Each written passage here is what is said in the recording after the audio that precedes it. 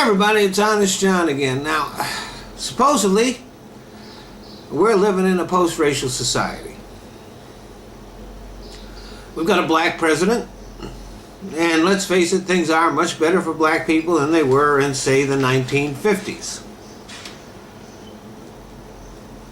But despite that, there seems to be this almost endless parade of racially tinged incidents that just never stops.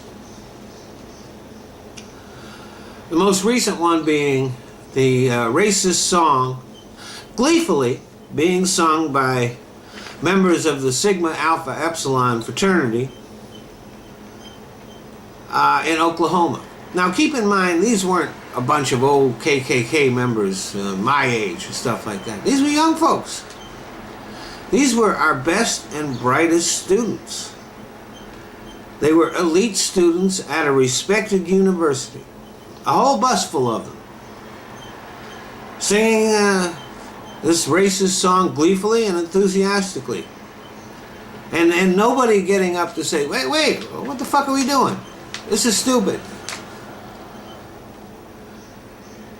Now, there were only a couple of the students identified, even though it was a whole bus full doing the singing.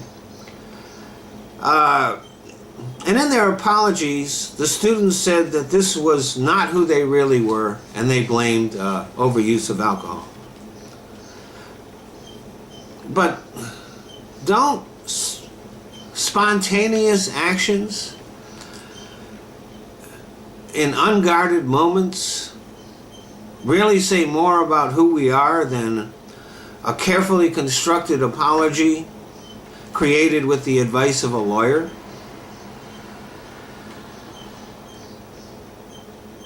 See, these students, these are the best and brightest. These are people who are moving up, and they're going to be in the power structure. Some of them are going to be in politics. Some of them are going to be in business. And no doubt, they're bringing those racist attitudes with them.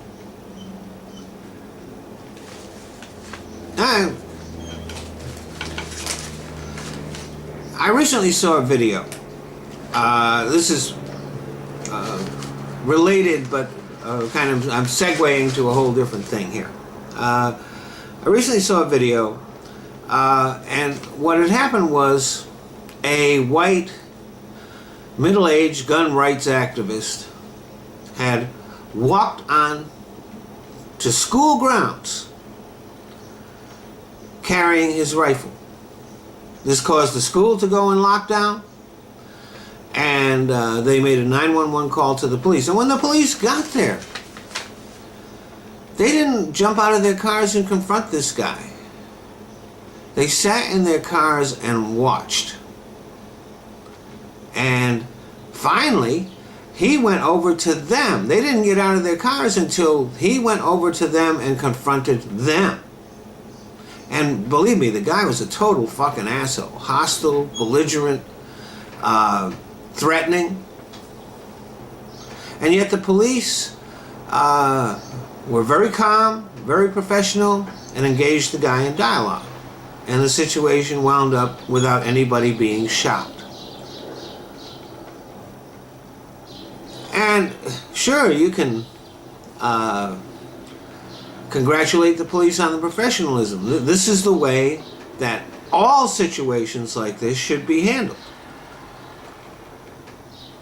So how come in an open carry state, when Tamir Rice was playing with a toy gun in a park, that the police did not pull up at some distance from him and assess the situation and engage him in dialogue? How come they pulled up, the car sped up to within a foot of where he was standing, and they shot him 2 seconds after they pulled up? Actually, less than 2 seconds after they pulled up, Tamir Rice was dead. It seems to be a pretty big difference as to how they handled an innocent kid with a toy gun and this completely fucking belligerent asshole white guy. The white guy was on school grounds, you know. It seems to me that he could have been interpreted as threatening students. And yet the police held off, and yet Tamir Rice playing in the park, nobody else around him. No real threat to anybody. They shot him dead as soon as they got there. John Crawford in a Walmart picked up a BB gun, which Walmart sells. And the cops didn't try to assess that situation. They ran in and shot him within seconds of when they got there. He never got the chance to put that gun down or explain that it was a BB gun. So it's hard to say that race doesn't determine how situations are handled in those kind of situations. For some reason or another, a white guy with a gun on school grounds was not considered an immediate threat. But a black kid in a park with nobody else around was. And a black man in a Walmart where they sell BB guns was considered an immediate threat. The reality is that racist attitudes are still pervasive here in the United States. In some states more than others. That's one thing. During the hearing on the Civil Rights Act, on the Voting Rights Act, Antonin Scalia asked if people in the South were more racist than people in the North. Of course, the lawyer couldn't answer that question truthfully. Matter of fact, the real question is, are people in the red states more racist than people in the blue states? And the answer is pretty obviously yes.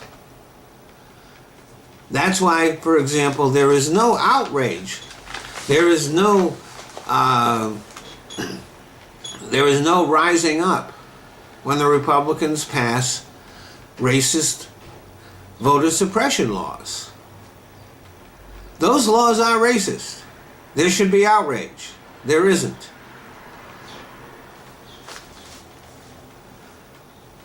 So, yeah, racism is still alive and well, particularly in the red states. And when Antonin Scalia asked that question, the answer should have been an emphatic yes. Thanks for listening.